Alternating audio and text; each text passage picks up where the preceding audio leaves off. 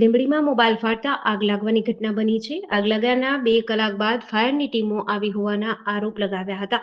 પરિવાર પર આગ ફાટી પડ્યું હતું. વોરા સોસાયટીમાં આગ લાગવાના કારણે ઘર બળીને ખાખ થઈ ગયું હતું. પોલીસ અને તંત્ર આવ્યું પણ કલાકો સુધી ઊભું રહ્યું, પણ લીંબડી નગરપાલિકા પાસે ફાયર ન હોવાના કારણે લાગેલી આગ તંત્રના અધિકારીઓ પણ જોતા રહ્યા. મોબાઈલ ચાર્જમાં મૂક્યો અને બેટરી ફાટી. સૌપ્રથમ ઘરના સોફા બળ્યા અને પછી રૂમમાં સૂતેલા દંપતી દાઝી ગયા અને મોતને ભેટ્યા.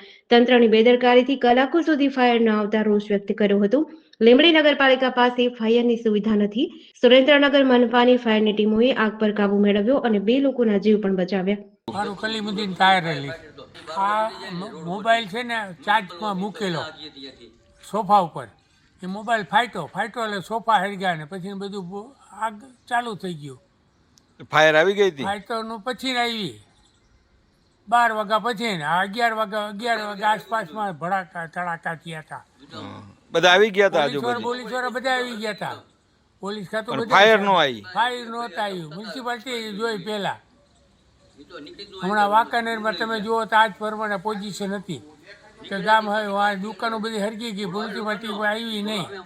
કેટલાના મોત થયા આમાં? 2 જણા ગુજરી ગયા, 2 છોકરાને હો. તમે છોકરાને ઓળખતા હશો? જેડીસી ન્યૂઝ સાથે કલ્પેશ વાઢેર, સુરેન્દ્રનગર.